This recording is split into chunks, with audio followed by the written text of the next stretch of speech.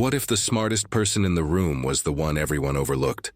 What if the future of automotive tech was hidden behind a pair of school shoes, a red bandana, and a 13-year-old girl's steady hands? This is the story of Imani Thompson, the daughter of a mechanic, the girl who was underestimated, challenged, dismissed, and in response, she didn't just fix the engine. She exposed a nationwide scandal, rewrote industry standards, and lit a fire for the next generation of thinkers. Stay tuned, because what starts as an impossible dare becomes a revolution no one saw coming. If you're passionate about justice, brilliance, and stories that flip the script, this is one you don't want to miss. It started on a Tuesday. The kind of Tuesday where the air felt heavy, like it was holding its breath, waiting for something to happen. The clock had barely struck 4:15 when the unmistakable rumble of a foreign-engine luxury sedan rolled into River City Auto Works. Tires kissed the concrete like they owned the place. A matte black Maserati, clean enough to eat off of, came to a theatrical stop right in front of the main bay. The shop fell silent. Even the air tools seemed to take a pause. Out stepped a man in an ivory suit, tailored within an inch of its life, with Italian loafers that had never touched grease. Jerome Langston, Regional Director of Vero Tech Auto Solutions, a man whose reputation arrived 5 minutes before he did, a man who didn't smile unless there were cameras around or contracts to be signed. He wasn't expected, which meant trouble. Inside the garage, Darius Thompson looked up from beneath the hood of a rusted-out Ford, his brows furrowed. His hands were still stained with the honest grime of the day's work. Next to him, his 13-year-old daughter, Imani, stood holding a socket wrench. Her curly hair tied back in a bright red bandana. She had come straight from school just like every other day, still in her uniform, still with that gleam in her eye. The one that said she didn't see engines as problems, she saw them as puzzles. Langston spotted her immediately. His lips tightened. Is this a daycare or a repair shop? The words dropped like ice water. Darius moved instinctively, stepping between Langston and Imani. She's just here to wait for me. Langston didn't blink, didn't nod, didn't even pretend to accept the explanation. He looked past Darius at the car Imani had been tinkering with, an old Lexus hybrid they'd taken in as a community. Job. Cute, he said, voice flat. But the company doesn't pay for babysitting. A few mechanics shuffled awkwardly. Some had known Darius for over a decade. They knew his story. They knew about the wife he lost to cancer. They knew how this shop wasn't just his job, it was his sanctuary, his second home. And Imani? She was the spark that kept the lights on. But Langston didn't care about any of that. He had a purpose today, and it wasn't to connect. Actually, Langston continued, his voice now laced with something sinister, I've got something more productive for her to do. He turned, motioning toward the far bay. There, draped under a tarp, was a cherry-red Vantaggio Lucente, a car so rare it didn't even have commercials. Only collectors had them, and only fools tried to fix them without factory tools. Langston smirked. That car came in 3 days ago. Top-tier diagnostics couldn't figure out why it won't start. Even brought in specialists from 2 of our other locations. He turned back to Darius, then to Imani. How about we let the young genius take a crack at it? The sarcasm was thick, the insult sharper than steel. Imani looked up. Her eyes didn't widen. She didn't flinch. You want me to look at it? Her voice was even. Langston chuckled. Unless you're scared. Darius opened his mouth, but Imani touched his arm.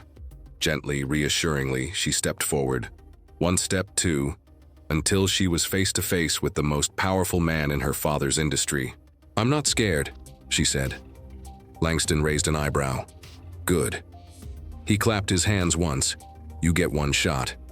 You fix it, the shop stays open. You fail? He smiled for the first time. A cold, victorious kind of smile. Well, I'll have no choice but to recommend a shutdown. The words sent a chill through the shop. Darius's face turned to stone. Tony, the veteran tech, muttered under his breath. Even the air compressor seemed to sigh. but Imani.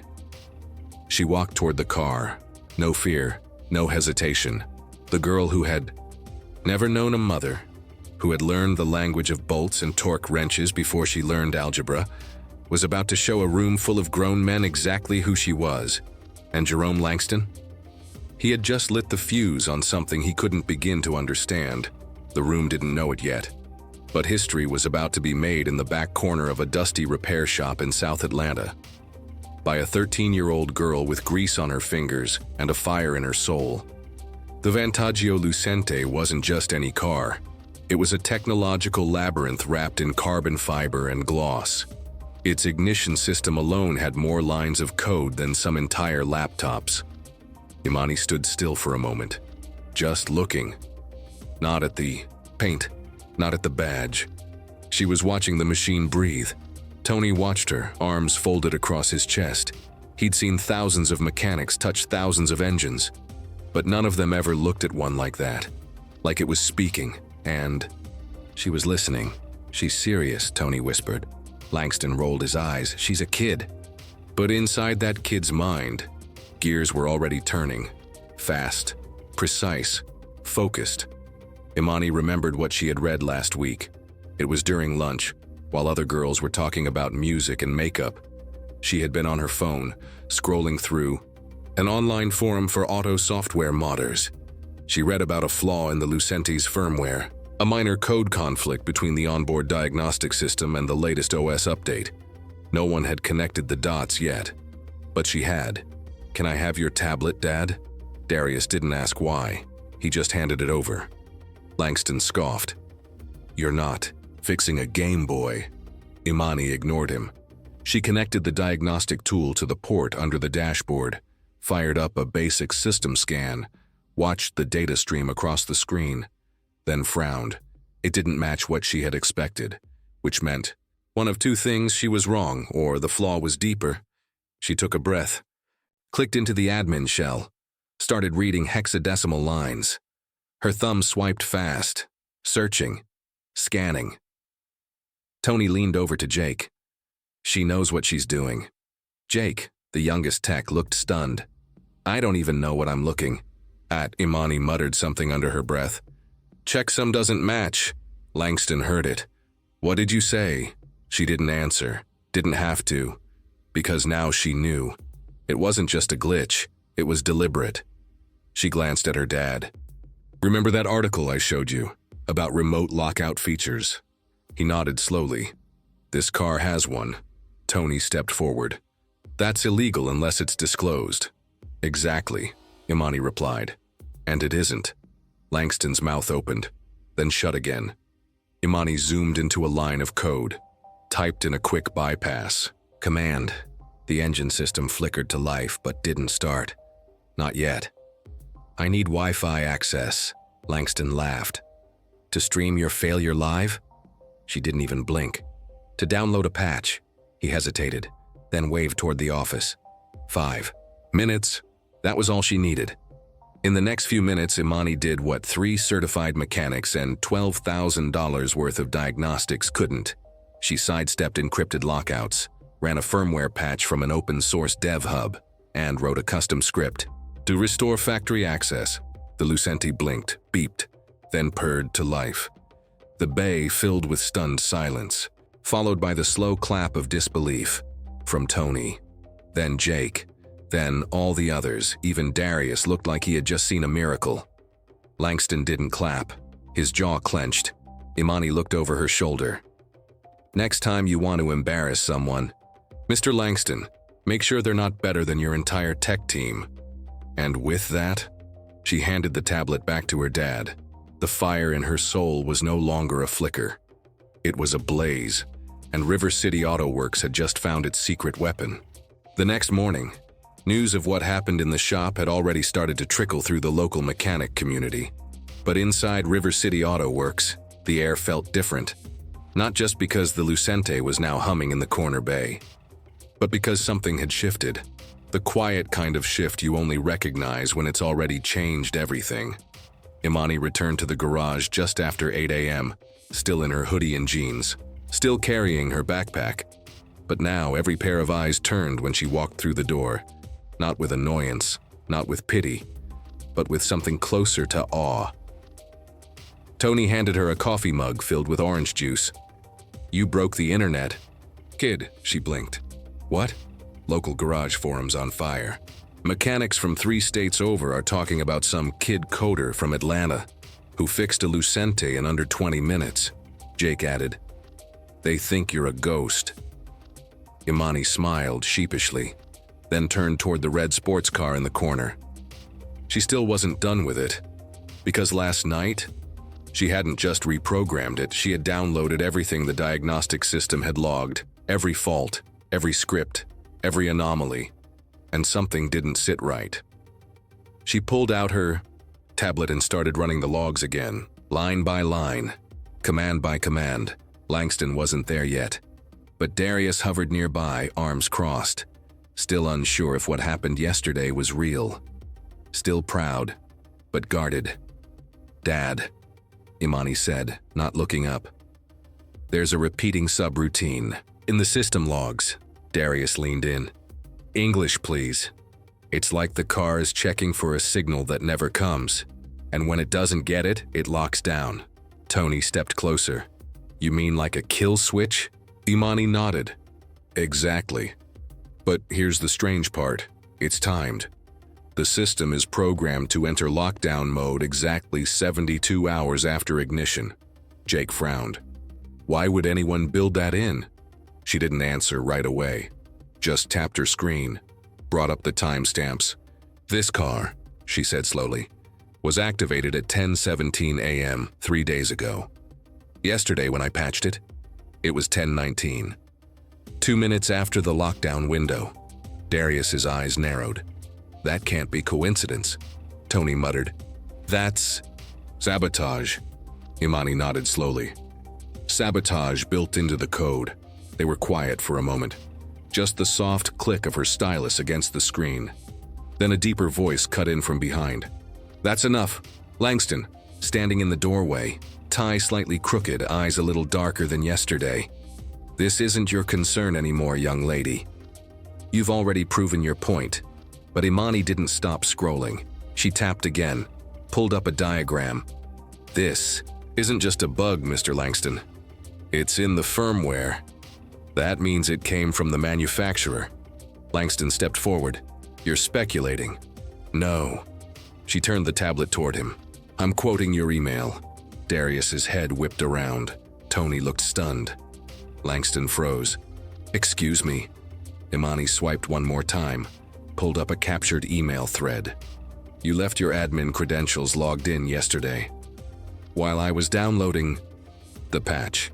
Your inbox was open." Langston's face drained of color. "You told Virotech Corporate that these units would be strategically delayed at certain repair sites, and you'd coordinate the failure window to align with inspection dates." Tony's mouth dropped. Jake took a step back. "That's fraud." Darius said. Langston stammered. "You hacked into my—" "No," Imani interrupted, voice steady. "You left the door open. I just walked through it." Silence again, except for one final line from Imani, calm and clear. "You didn't just underestimate me, Mr. Langston. You underestimated everyone in this shop. And now everyone was watching. Not her. Him." Langston took one slow step back. His silence said more than any denial ever could. Tony moved first. He stepped beside Imani, then folded his arms across his chest, like a soldier waiting for the next command. Jake followed. Then Evan, the night shift guy who barely spoke. Even Maya, the receptionist who never set foot in the bay, walked up to see the screen. They all looked at Langston, then at Imani, then back again. "You were going to let us take the fall," Tony said, his voice low. "You wanted the shop to fail." Langston adjusted his cufflinks. The silence only made the tension thicker. "It wasn't personal," he said finally. "Just business." "No," Darius said, stepping forward now. "That's what people say when they want to wash their hands of cruelty." Imani didn't flinch. She tapped the tablet again, brought up another set of files. "This isn't just our shop," she said. It's happening all across the network. I found metadata from at least 16 locations, all of them flagged for operational losses right before an audit. Tony's jaw tensed. Jake whispered, "You're kidding." "It's a pattern," Imani continued. "Deliberate. Programmed failure. Short-term shutdowns. Then massive buyouts for pennies on the dollar." Langston scoffed. "You're drawing conclusions from fragments." Imani turned the tablet to show him. "These fragments are from your server, and from Virotech's internal strategy memos. I downloaded them through a back door I found yesterday." Langston's expression shifted, not to fear, to calculation. "You realize," he said slowly, "what you've done is highly illegal." "So is what you did," Tony snapped. Darius added, "Except what she did saved this shop." Langston glanced around. Too many eyes, too many truths. He stepped back again, then turned to leave. "You'll be hearing from corporate." "I hope so," Imani said calmly. "Because they'll be hearing from me." The words hung in the air like thunderclouds. By noon, the story had already begun to spread, not just through local forums, but national ones. Garage Nation, Mech Talk, even Reddit. A few photos of Imani, screenshots of her code, a shaky video of her starting the Lucenti, and the internet did what it always does. It ignited. By 4 p.m., a local news van had pulled into the lot. By 6, River, City Auto Works had trended regionally on Twitter. By 9, the front desk phone rang. Again and again, media outlets, tech firms, advocacy groups. They wanted interviews. They wanted statements. They wanted Imani. But she stayed quiet, focused. That night, she sat with Darius on the back stoop of the garage. The sun was setting low, orange and bruised. "I didn't mean for this to get big," she said. Darius smiled. "Sometimes the truth decides how loud it wants to speak." She looked at him. "Are we in trouble?" He sighed, then put an arm around her shoulders. "Only if we let them keep writing the story." Imani leaned into him, the tablet on her lap still glowing, a map open, 16 shops marked with red dots. "We're not the only ones they tried to break, Dad." "No," he said. "But you might be the only one who fought back." She turned to him, eyes clear, voice steady, not for long. Because Imani had already written the first email. She had a plan, a broadcast, a document trail, a network. And tomorrow, she would hit send, not to punish, but to reveal, not to shame. But to stop the cycle, because the truth wasn't just buried under bolts and engines. It had been coded into the system itself. And now, the girl everyone dismissed was about to bring it all into the light. The next morning, Imani sat at the desk in her father's office. A steady hum of activity buzzed in the bay outside. But in here, only focus. The screen of her laptop glowed soft blue. A single window open. An email draft. Ready. Waiting. She took a deep breath, then clicked send. Within minutes it began. The email, loaded with screenshots, timestamps, code logs, and memo excerpts, hit the inboxes of every major automotive media outlet in the country, along with a Dropbox link, public, unencrypted.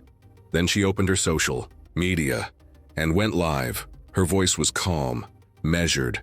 "My name is Imani Thompson. I'm 13 years old, and I have something to show you." She walked viewers through the code, the sabotage, the pattern. One by one, she named the shops, gave the dates, explained how Virotech's system was designed to fail on purpose, and then she showed the emails, from Langston, from executives, even internal memos. She ended the broadcast with one line. "The truth was buried in the system. I just read it aloud." Within 30 minutes, her live stream had over 50,000 views. Within an hour, just code by Imani was trending. River City Auto Works parking lot became a media circus. Cameras, reporters, activists, and other mechanics from rival shops who showed up to shake Darius's hand. Langston? He didn't show, but corporate did, in the form of a man in a dark suit flanked by legal. They asked to speak to Darius and Imani in private. Inside the office, the mood was tense. The man introduced himself as Harold Brennan, Senior Counsel. Virotech Legal Affairs. We are aware of the broadcast, he began, and we're here to contain the damage. Imani raised an eyebrow. By threatening us? Brennan blinked. No, by offering you a deal. Darius leaned forward. What kind of deal? A non-disclosure agreement, Brennan replied. In exchange, the company will drop any pursuit of legal action for data exposure and provide financial compensation. Imani stared, then stood. Let me make this clear. You want to pay me to stay silent? Brennan nodded slowly. Exactly. She looked at her dad. He nodded quietly. Whatever she decided, he'd back her. Imani took a breath, then reached. For the webcam, clicked. We're live, she said, smiling politely. I thought people should hear this offer too. Brennan's face paled. She turned to the camera. This is how it works, right? When the powerful get caught, they try to erase the mess quietly. She looked directly at Brennan. But I'm not here for hush money. I'm here for accountability. And she ended the stream. Again, the internet caught fire. By noon, national news outlets were covering the story. By nightfall, Virotech's CEO had released a public statement, launching an internal investigation. Langston's name was trending, too. But not in the way he hoped. He was suspended, pending charges. And suddenly, everyone was listening to a girl they hadn't taken seriously the day before. That night, Darius and Imani stood in front of the shop. Cameras gone, reporters gone, just them. I'm proud of you, he said quietly. Imani looked out over the street. The stars were coming out, the lights of Atlanta glowing in the distance. Thanks, Dad, she said. But I think this is just the beginning. 3 days passed. The chaos didn't fade. It only evolved. Imani had unintentionally become a symbol, not just of resistance, but of brilliance, of what happens when overlooked voices rise and say, no more. Her story made national headlines. Interviews poured in. Good Morning America, NPR. Even a request from The Ellen Show. But Imani didn't rush into the spotlight. She chose where she spoke, who she spoke to, and always. She brought it back to the shop. To fix the system, she said once during a Zoom interview, you have to start at the place where it broke people the most. River City Auto Works was no longer just a shop. It was now something more. A gathering place, a classroom, a second chance. Darius didn't change much about the space physically, but the atmosphere? It buzzed with hope. Young people came from neighborhoods across Atlanta, kids who had never touched an engine, girls who'd been told they weren't technical, boys who had dropped out but knew how to take apart a carburetor with their eyes closed, and Imani was there, not as a guest, but as a guide. She built a workshop curriculum, partnered with local libraries, even negotiated with an engineering professor from Georgia Tech to donate materials and laptops. Every week, they had hands-on sessions. How to read, code, how to diagnose faults, how to ask questions. And always they circled back to one thing. Don't wait to be told you belong. Darius watched it unfold with quiet pride. He still ran repairs, still picked up parts, still handed tools. To Tony without looking, but some days, he'd just lean against the wall and listen to his daughter teach a room full of future inventors, and he'd smile. One afternoon, a woman from a tech accelerator knocked on their office door. Her name was Regina Wu, director of STEM Equity Partners. She had one question. Would Imani consider leading a pilot program? The idea was simple. A nationwide rollout of automotive coding classes for underserved schools. With Imani at the helm, Darius looked at his daughter. She didn't blink, didn't flinch. I'd love to, she said. By the next week, they had calls from Ford, then Tesla, then a video message from a VP at Apple's mobility division. All of them saying the same thing. We saw what she did. We want to be a part of what's next. Through it all, Imani remained grounded. She stayed in her school, still rode her bike, still helped close up the shop every evening. But when she logged in at night, she was building a platform, a space for young mechanics, coders, and problem solvers to learn, to collaborate, to defy expectations. It was called Code and Crank, and it was hers. Langston, meanwhile, was being investigated for fraud and ethical misconduct. His former allies denied ever backing the sabotage plan. The company distanced itself fast, too fast, but Imani didn't watch it with spite. She watched it like a scientist, observing a system collapse under its own faulty design. Because in the end, this wasn't about revenge. It was about recalibration. She wasn't trying to destroy the system. She was showing us how to build a better one. 6 months later, River City Auto Works looked different. Not because of a remodel, but because of energy, of purpose, of voices, young, loud, unafraid. Imani stood in front of a whiteboard covered in dry erase scribbles. Behind her, 10 teens sat on folding chairs, laptops open, code running. "All right," she said, clapping once.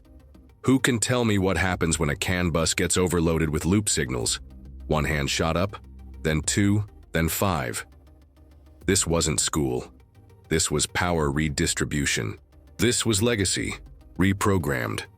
Every week, Imani taught 2 workshops, one on automotive systems, one on ethical hacking, and every Saturday she opened the garage for drop-ins, no fees, no requirements, just questions, just curiosity. She called it Open Hood Saturdays, and it caught on. Kids came from neighboring states. Parents brought in old, broken-down vehicles. Community members offered their cars, their time, their snacks, and soon it wasn't just Atlanta. Imani started taking Zoom calls from Milwaukee, Phoenix, Oakland, Birmingham. Her message was clear. Tech isn't exclusive. Innovation isn't elite. The next revolution won't come from a lab. It'll come from a garage. She wasn't alone. Jake, now promoted to diagnostics lead, helped co-teach the Saturday sessions. Tony retired, but stayed as an advisor. And Maya, the receptionist, she started managing Code and Crank's operations. Darius stepped further back, letting the younger team take more space. But every so often, he'd chime in with a trick no textbook could teach.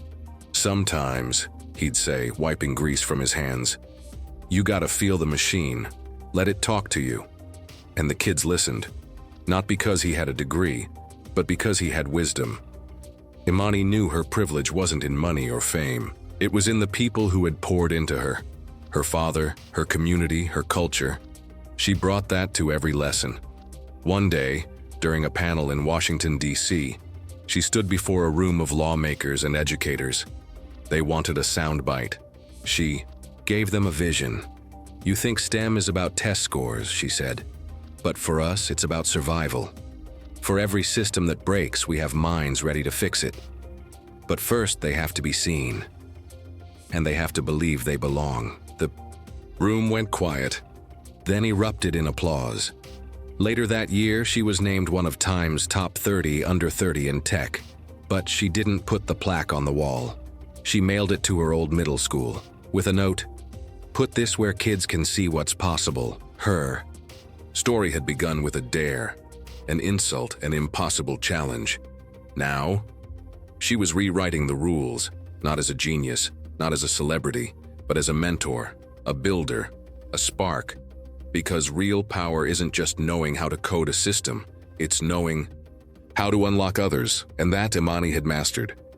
2 years later, Imani stood in the lobby of a glass high-rise in San Francisco, a badge on her chest, a backpack on one shoulder. Behind her, a team of teenage engineers, all under 18, all recruited from her Open Hood initiative. She walked into a boardroom at a Fortune 100 company, a company that once wouldn't take her emails. Now they were asking for her insight. The presentation was short, clear, unapologetic. "Your cars run on more than fuel," she said. "They run on trust." And trust had a code. After the pitch, the lead engineer stood up, gray suit, gray hair. He extended his hand. "Welcome to the future, Miss Thompson," he said. But she just smiled. "This isn't the future," she replied. "It's the present. You're just catching up." Back in Atlanta, River City Auto Works thrived. No longer just a repair shop. It was a think tank, a workshop, a symbol. Maya ran operations full-time. Jake developed a digital diagnostic tool based on Imani's original code. Tony's voice could still be heard on training videos played every Saturday. Darius spent his days mentoring one-on-one, sometimes with students, sometimes with their parents, always with purpose. He never let anyone forget how this all started. With one challenge, one girl, one impossible engine. One afternoon, Imani returned to her old middle school. She found the plaque she'd mailed them, now in a display case. Next to it, a photo of her with a caption. She dared to fix what others ignored. A student passed by and paused. "Are you really her?" Imani smiled. "Depends, who do you think she is?" The student blinked. "Someone who made the world listen." "Then yeah," she said, "that's me." She walked to the school's computer lab, sat down, wrote a new line of code, then turned to the students behind her. "Your turn," because stories like hers weren't rare. They were just hidden, waiting for the moment someone believed enough to bring them to light. Imani Thompson didn't just rewrite code. She rewrote expectations. She wasn't the end of a story. She was the beginning of a movement, and every revolution needs someone brave enough to pick up the wrench. She walked into a garage and walked out with a legacy. Imani Thompson didn't wait for permission. She didn't wait to be noticed. She created a moment so undeniable the world had to turn and pay attention. And that world, it's still catching. So if you've ever been overlooked, if you've ever been underestimated, remember this: you don't need to change who you are to change the world. You just need the courage to speak truth in a room full of silence. To all the young minds, the dreamers, the builders hiding in plain sight, this is your story too, and it's only just beginning. Subscribe for more stories that empower, that reveal, that remind us what true strength really looks like. Because sometimes the revolution starts with a single wrench.